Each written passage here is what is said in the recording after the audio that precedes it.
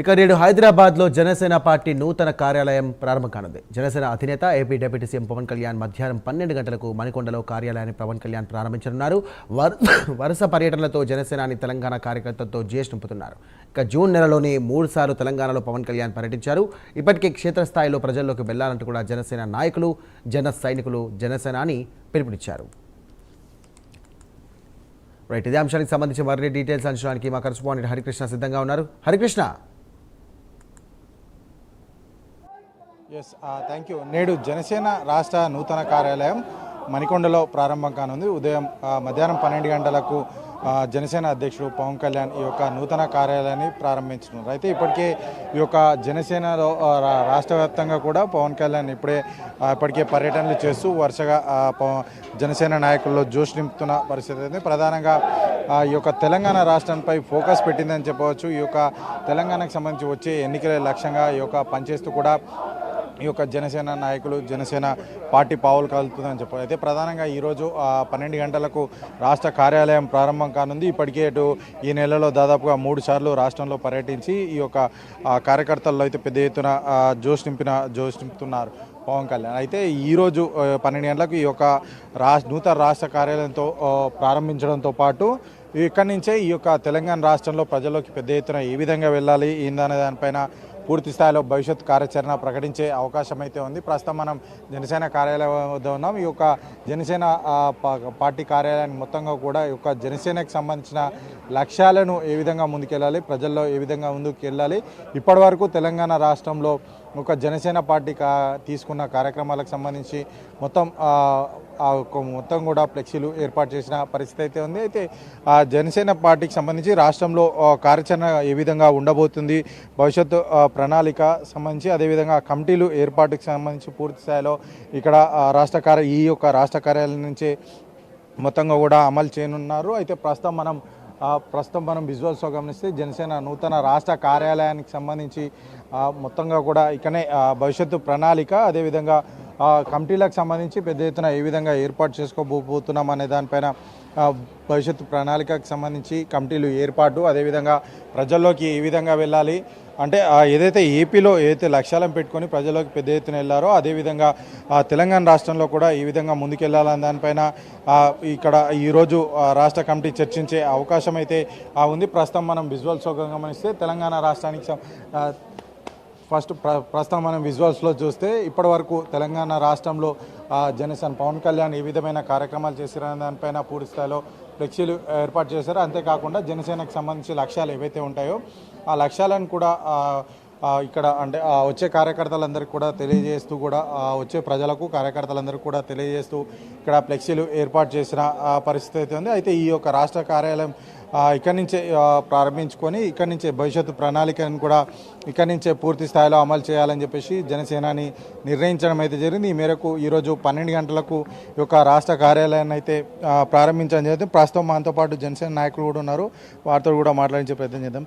చెప్పండి, ఎట్లా చూస్తున్నారు? ఇప్పుడు 12 గంటలకు రాష్ట్ర కార్యాలయం ప్రారంభించబోతుంది. తెలంగాణలో భవిష్యత్తు కార్యాచరణ కానీ ఎట్లా ఉండబోతుంది పవన్ కళ్యాణ్ రాకని?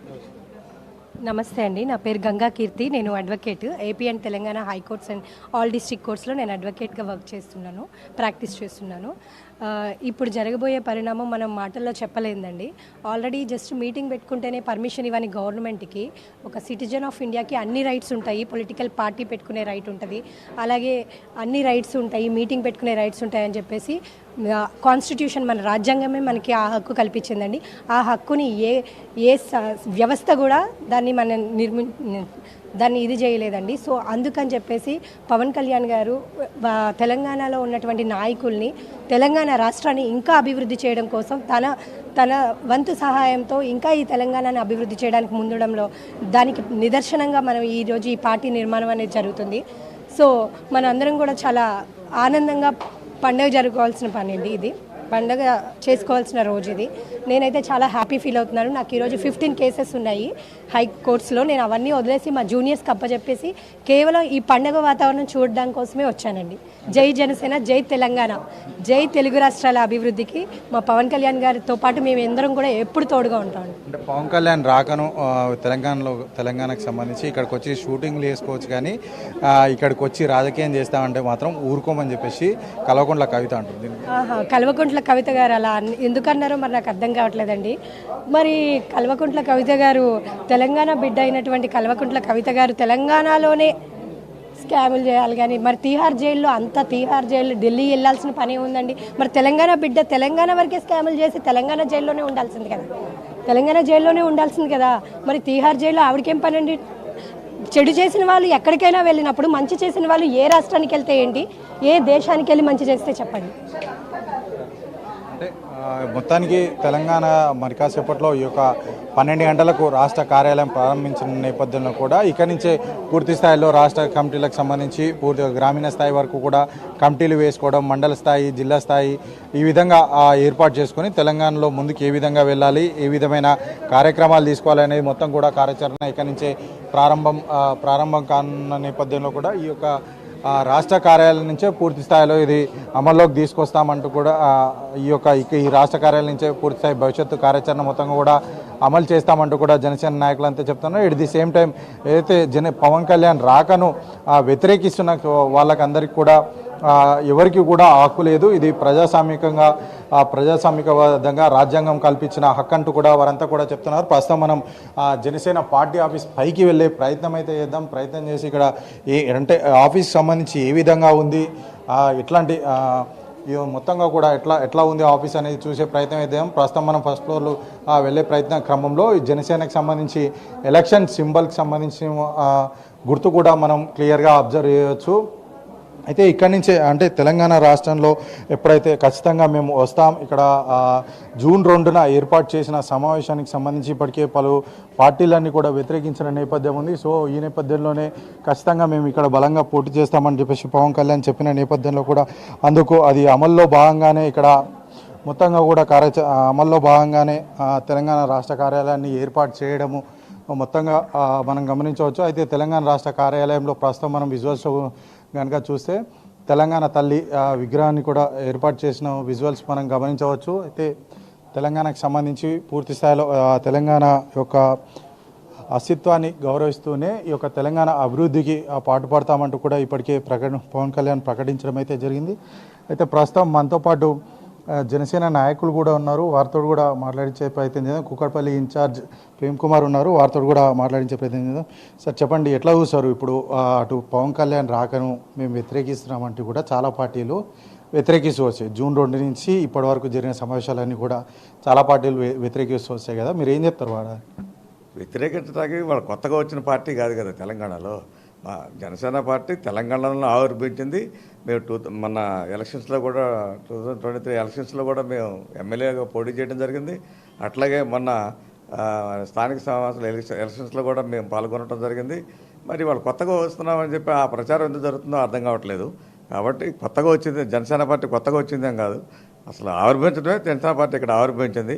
చాలామంది ఏంటంటే కొత్తగా నినాదం స్టార్ట్ చేశారు, కానీ అది యాక్చువల్గా రియల్ పొలిటీషియన్స్ ఎవరు కూడా మాట్లాడలేదు. ఏదో 2-3 మాట్లాడారు. అట్లాగే ప్రజా సంఘాలన్నీ 2-3 మాట్లాడారు, కానీ ఎక్కడో కూడా 98% ఎవరు కూడా వ్యతిరేకించలేదు మా పార్టీని. మాది సామాజిక తెలంగాణ రావాలనే ఉద్దేశంతో కోరుకోవడం జరిగింది. జనసేన పార్టీ పెట్టిన రోజునే, తెలంగాణలో ఆవిర్భవించిన రోజునే మా అధ్యక్షుల వారు ఆ మాట అనడం జరిగింది. అదేవిధంగా అందరం కూడా మరి ప్రయత్నం చేస్తూ ఉంటాం. ఇక్కడ జనసేన పార్టీలో ఉన్నది ఇక్కడ తెలంగాణ అందరూ తెలంగాణలో ఉన్నాం, కానీ వేరే వాళ్ళు లేరే ఇక్కడ. కాబట్టి ఎప్పుడు కూడా మా పార్టీని వ్యతిరేకించిన వాళ్ళు ఎవరు లేరు. ఏదో 2-3 మాట్లాడుతూ ఉన్నారు తప్ప 98% ఎవరు కూడా వ్యతిరేకించట్లేదు. ఆల్రెడీ మేము ఎన్నికల్లో పాల్గొన్నాం, ఎమ్మెల్యే ఎలక్షన్స్లో పాల్గొన్నాం, అట్లాగే మున్సిపల్ ఎలక్షన్స్లో పాల్గొన్నాం, అట్లా కార్పొరేషన్ ఎలక్షన్స్లో కూడా పాల్గొన్నాం. 2 మున్సిపల్ ఎలక్షన్స్లో కూడా కౌన్సిల్స్ కూడా అవ్వడం జరిగింది. మరి కొద్దిమంది ఏదో మరి విడివిడి జ్ఞానంతో మాట్లాడుతున్నారేమో తెలియదు, కానీ మేము పోటీ చేసుకుంటూ వస్తున్నాం. వాళ్ళు కొత్తగా వచ్చేది ఏమీ లేదు. ఆల్రెడీ ఎప్పుడో నుంచో పార్టీ ఉంది ఇక్కడ. అంటే జూన్ 2న ఏర్పాటు చేసిన సమావేశానికి సంబంధించి అటు కల్వకుంట్ల కవిత కానీ మంత్రి పొన్నం ప్రభాకర్ కానీ పవన్ కళ్యాణ్ ఇక్కడికి వచ్చి సినిమాలు చేసుకోవచ్చు కానీ ఇక్కడికి వచ్చి రాజకీయాలు చేస్తా అంటే మాత్రం మేము ఊరుకోమని చెప్పేసి కూడా వాళ్ళు మాట్లాడిన పరిస్థితి ఉంది. వాళ్ళకి ఏం చెప్పారు? వాళ్ళిద్దరే కాదు కదండి రాజకీయ నాయకులు ఇక్కడ. పొన్నం ప్రభాకర్ గారు చాలా సీనియర్ మోస్ట్ లీడర్. మరి రాజ్యాంగం అంటే ఏంటో తెలుసు ఆయనకి. రాజ్యాంగం అంటే తెలిసినప్పుడు మీరు రాకూడదు, వాళ్ళు రావచ్చు, వీళ్ళు రావచ్చు అని చెప్పే అధికారం ఎవరికి లేదు. మరి ఆయన ఇంద్రియ జ్ఞానానికి ఆయనకు వదిలేస్తున్నాం తప్ప కవిత గారు అంటే కవిత గారు ఇప్పుడు మమ్మల్ని విమర్శిస్తే ఆమె ప్రచారం దొరుకుతుందని చెప్పి ఆమె మాట్లాడుతూ ఉండొచ్చాం కదా. అందుకే మిగతా ఉంది 98% మమ్మల్ని ఎవరో వ్యతిరేకించాల. ఆ 2% మాత్రమే ఇది వాళ్ళు అట్లా మాట్లాడుతున్నారు కూడా. ఎందుకంటే మా మీద మాట్లాడుతూ ఉంటే, మా నాయకుడి మీద మాట్లాడుతూ ఉంటే వాళ్ళకు ప్రచారం దొరుకుతుందనే ఆశ తప్ప వేరే ఉద్దేశంతో కాదు. మేము ఆల్రెడీ ఎలక్షన్స్లో మేము పాల్గొన్నాం, ఎన్నికల్లో కూడా అన్ని ఎన్నికల్లో మేము ఇంకా కొత్తగా వచ్చేది ఏంటో అర్థం కావట్లేదు. మరి వాళ్ళు అవన్నీ తెలిసి మాట్లాడుతున్నారో తెలియకుండా మాట్లాడుతున్నారో వాళ్ళే తెలుసుకోవాలి. ఎందుకంటే పొలిటికల్గా నాలెడ్జ్ ఉంది కాబట్టి వాళ్ళందరికీ కూడా. మరి ప్రజా సంఘాలు కూడా 2-3 మాట్లాడుతున్నారు, వాళ్ళు కూడా నాలెడ్జ్ ఉంది కాబట్టి అది గుర్తెరిగి మాట్లాడితే బాగుంటుందని తెలియజేస్తున్నారు. అంటే సార్ ఎట్లా ఉండబోతుంది తెలంగాణ రాష్ట్రానికి సంబంధించి ఇక్కడ నుంచి రాష్ట్ర భవిష్యత్ కార్యాచరణ మొత్తం కూడా ప్రకటించబోతున్నారు కదా, ఎట్లా అంటే భవిష్యత్ లక్ష్యాలు ఏం నిర్దేశించుకొని ప్రజల్లోకి వెళ్ళబోతున్నారు? సామాజిక తెలంగాణ రావాలన్న కోరిక మా అధ్యక్షుల వారిది. మా అధ్యక్షుల వారు మేము ఏం చేయాలి ఏంటి అనేది దిశానిర్దేశం ఆయన సార్. అట్లాగే మా నాయకులంతా కూడా, తెలంగాణలో ఉన్న నాయకులంతా కూడా కూర్చొని భవిష్యత్తులో మేము ఎలా చేయాలి ఏం చేయాలి అనేది కూడా అందరం కూర్చొని సమిష్టి నిర్ణయం ప్రకారం జరుగుతూ ఉంటుంది. అంటే 2 రోజుల పాటు ఢిల్లీలో కూడా సమావేశాలు ఏర్పాటు చేశారు కదా sir. Right, thank you Harikrishna.